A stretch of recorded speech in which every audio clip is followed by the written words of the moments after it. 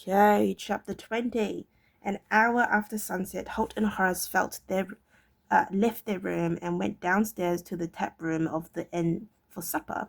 The innkeeper's wife had prepared a huge pot of savory stew that hung simmering in the enormous fireplace that dominated one side of the room. A servant girl brought them large wooden bowls of the steaming food, along with curious long loaves of bread shaped in a style Horace had never seen before.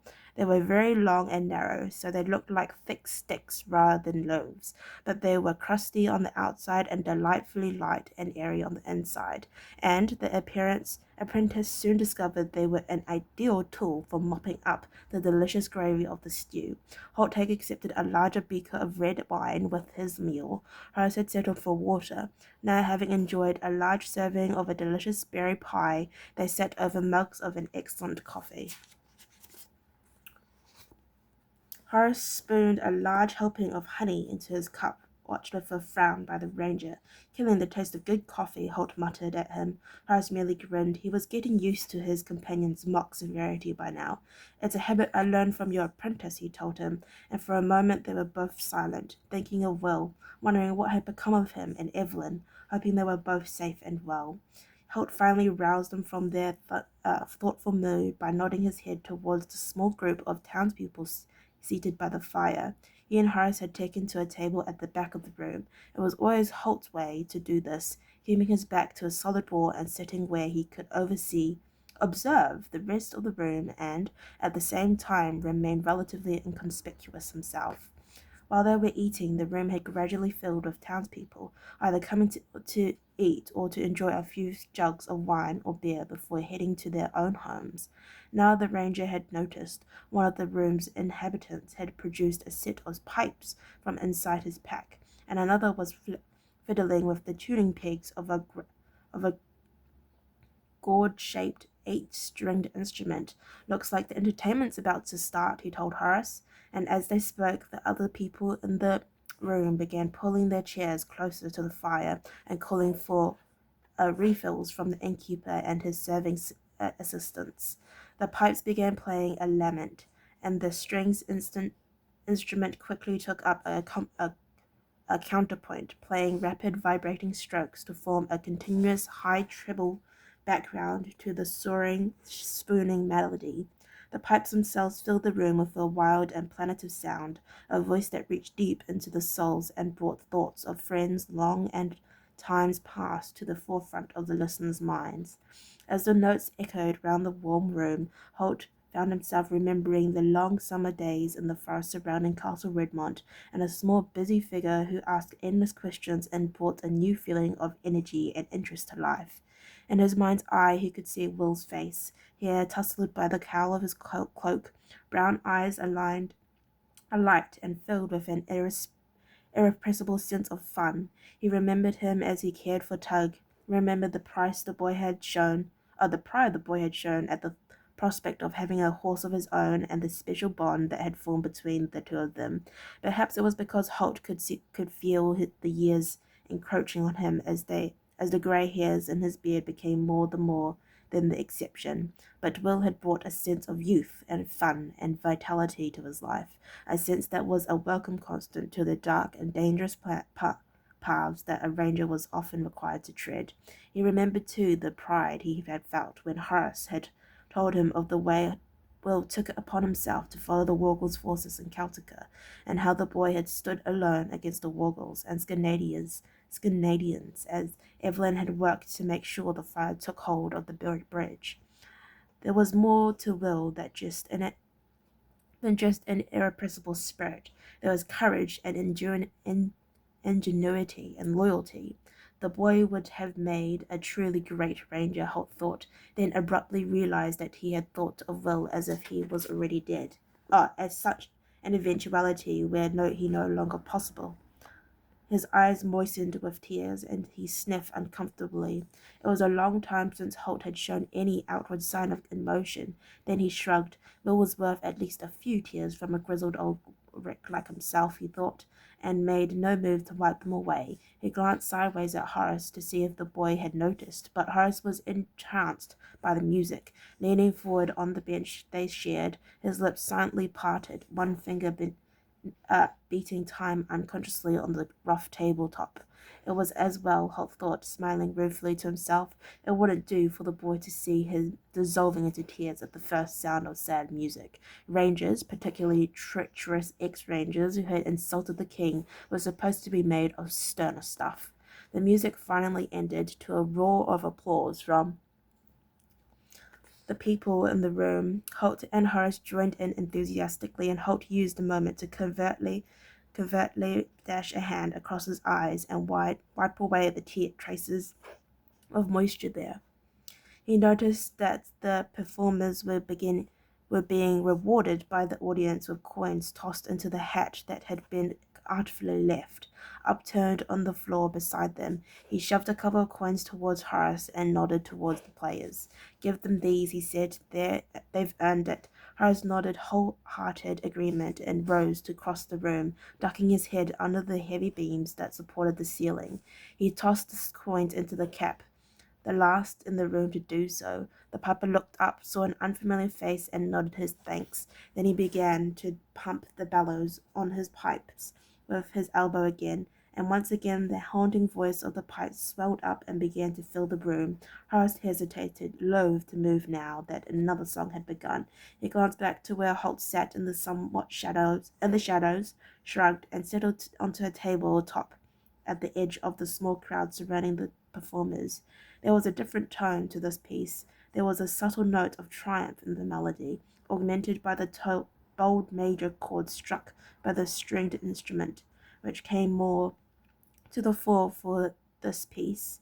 Indeed, before too long, the bitter rippling notes of the gourd-shaped instrument had wrestled the lead from the pipes and set toes tapping and hands beating time throughout the room. A delighted smile broke out on Horace's face, and as the door to the street opened and a gust of wind swept round the room, he barely took notice of the newcomer who entered.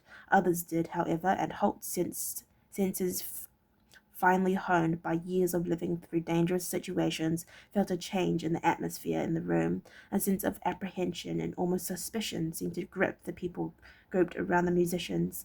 There was even a slight hesitation in the tune as the piper glanced up and saw the man who had entered. Just the slightest break in rhythm, almost imperceptible, but enough for Holt to notice. He looked at the newcomer, a tall, well-built man, perhaps 10 years younger than himself, black beard and hair, and heavy black brows that gave him an ominous appearance. He was obviously not one of the simple townsfolk. As he threw back his cloak, he revealed a chain-mail shirt covered with a black surcoat that bore a white raven insignia. The hilt of a sword was obvious at his waist, worked with gold wire, and with a dully gleaming pommel in the same metal. High, soft leather riding boots marked him as a mounted warrior, a knight, judging by the insignia on his surcoat. Holt had no doubt that tethered outside the tavern he would find a black battle horse, most probably a jet black one, judging by the stranger's favored color scheme. The newcomer was obviously looking for someone. His eyes swept the room quickly, passing over Holt without noticing the shadowy figure at the rear of the room, then finally lighting on Horace. The brows tightened fractionally, and he nodded almost imperceptibly to himself. The boy, enthralled by the music, had barely taken note of the knight's arrival, and now paid no attention to the intense study to which he was subjected. There were others in the room who did. Holt saw the heightened awareness of the innkeeper and his wife as they watched and waited for events to unfold, and several of the townspeople were showing signs of anxiety, signs that they might prefer to be somewhere else. Holt's hand reached under the table for his quiver, as ever his weapons was within easy reach, even when he was dining, and the longbow leaning against the wall behind him was already strung. Now he eased an arrow from the quiver and laid it on the table before him as the tune came to an end. This time there was no chorus of applause from the people in the room. Only Horace clapped enthusiastically. Then, realizing he was the only one to be doing so, he stopped, confused, a flush of embarrassment rising to his cheeks. Now he too became aware of the armed man in the room, standing half a dozen paces away from him, staring at him with an intensity that bordered on aggression. The boy recovered his composure and nodded a greeting to the newcomer. Holt was pleased to notice that Horace had the presence of mind not to look in his direction. He had sensed that something unpleasant might be about to happen, and understood the advantage that would come from Holt's not being noticed. Finally the newcomer spoke, his voice deep and gravelly. He was a tall man, as tall as Horace and heavily built. This was no roadside warrior, Holt decided. This man was dangerous. You are the Oakleaf Chevalier, he asked, with a hint of derision. He spoke the Erlin language well, but with a distinct Gallic accent. I believe I have been called that, Horace replied after a moment's pause. The knight seemed to consider the answer, nodding to himself, his lips curled in a half sneer.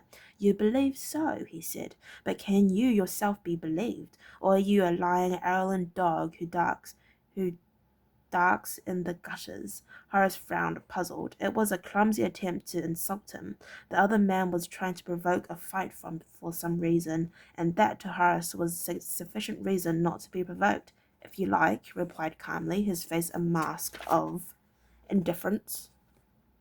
But Holt had noticed how his left hand had touched lightly and almost instinctively to his left hip, where his sword normally hung ready. Now, of course, it hung behind the door of the room upstairs. Horace was armed with only a dagger.